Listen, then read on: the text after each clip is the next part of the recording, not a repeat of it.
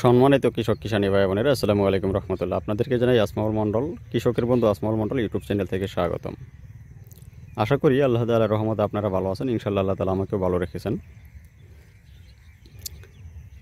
আজকে আপনাদের মাঝে যে ধানটি নিয়ে প্রতিবেদন করতে যাব, এটি আমনের সর্বোচ্চ ফলনশীল একটি ধান, আমনের সর্বোচ্চ ফলনশীল একটি ধান সেন্টু পাইজাম ধান। আপনারা অনেকেই ইতিমধ্যে এই সেন্টু পাইজাম সম্পর্কে অবগত হয়েছেন, অনেকেই হয়তো বা জানেন না। আমি কিন্তু সারা বাংলাদেশে রড মিনিকেটের ব্যাপক একটা সাড়া ফেলেছি। সেটা হচ্ছে, যেখানেই রড মিনিকেট চাষ করেছে দারুণ ফলন পেয়েছে। সেম ক্যাটাগরিতে আমি ইনশাআল্লাহ আল্লাহ তাআলার রহমতে এই আমনের সর্বোচ্চ ফলনশীল আরেকটা জাত নিয়ে আসছি। এটি হচ্ছে সেন্টু পাইজাম।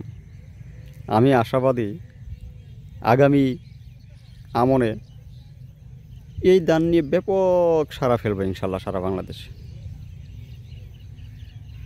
এই যে চলতি যে মৌসুম আমন, এটা অনেক জায়গায় এই রড মিনিকেট করেছে। প্রত্যেক জায়গা থেকে রেজাল্ট আসতেছে এই রড মিনিকেটের ব্যাপক ফলন হয়েছে। এই সেন্টু পাইজামের ব্যাপক ফলন হয়েছে। এই সেন্টু পাইজাম ধান চাষাবাদ করে সারা বাংলাদেশের যত কৃষক আমার কাছ থেকে বীজ নিয়েছে, প্রত্যেক কৃষকই ইনশাআল্লাহ আল্লাহ তাআলার রহমতে ফলন দেখে সন্তুষ্ট এবং কৃতজ্ঞতা জ্ঞাপন করেছে। তাই আমি আশা করব আগামী আমন সিজনে এই ধানটা এইবার যত চাষ হয়েছে তার চেয়ে আরও 4 গুণ পর্যন্ত যেন বড় বেশি চাষাবাদ হয়। এটা চাওয়ার কারণ কি? এটা চাওয়ার একমাত্র কারণ হচ্ছে ফলন বেশি পাওয়া। ধানটাতে রোগবালাই নাই, চিটে নাই, ফলন বেশি, এবং অন্যান্য ধান আপনি যে দামে বিক্রি করতে পারবেন তার চেয়ে এই ধানটি আরও 300 থেকে 400 টাকা মন প্রতি বেশি বিক্রি করতে পারবেন। তাই আমি চাইব সারা বাংলাদেশে এই ধানের যাতে ব্যাপক একটা বিস্তার লাভ ঘটে। সম্মানিত কৃষক কিষানী, আপনারা জানেন আমার এক ধরনের মোটামুটি নেশাও বলতে পারেন বা পেশা হয়ে গেছে ইনশাআল্লাহ আল্লাহ তাআলার রহমতে। আল্লাহ তাআলা আমাকে এটার প্রতি একটা আন্তরিকতা সৃষ্টি করে দিয়েছে যে আমি শুধু উন্নত ধরনের ধান নিয়ে আপনাদের মাঝে কাজ করতে চাই, আপনাদেরকে দিতে চাই। আপনারা যাতে এই ধানগুলো ফলন ফলায়, ভালো ফলন ফলাইতে পারেন, ফলন বেশি পান। এই সেন্টু পাইজামের বৈশিষ্ট্য হচ্ছে এই ধানটি পাশকাঠি বেশি আসে এবং চিটে হয় না, কোনো রোগবালাই নাই, ব্লাস্ট ধরে না। যেমন এইবার এমন অনেক জায়গায় পেনিক্যাল ব্লাইটে ধরছে। এই যে আমাদের দেখতে পাচ্ছেন কি চমৎকার ধান, আল্লাহ তাআলার একদম নিয়ামত। আল্লাহ তাআলা যেন নিজের হাতে আমাকে এই ধানটা দিয়েছেন। খুব চমৎকার ধান। এই ধানটি আল্লাহ তাআলার রহমতে খুব ভালো ফলন হয়েছে ইনশাআল্লাহ। বর্তমান সময়ে বলা হচ্ছে এই সেন্টু পাইজাম ধানটি প্রতি 33 শতকে বিঘায় 26 থেকে 28 মণ পর্যন্ত ফলন দিতে সক্ষম, যেটি আমি ইতিপূর্বে প্রমাণ পেয়েছি এবং ফলনও পেয়েছি ইনশাআল্লাহ।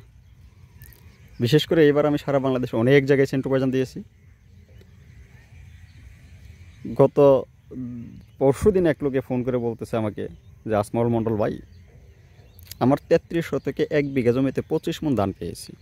তিনি হয়তো বা আরও একটু ভালো করতে পারলে 26-28 মণ হতো, এতে কোনো সন্দেহ নাই ইনশাআল্লাহ আল্লাহ তাআলার রহমতে।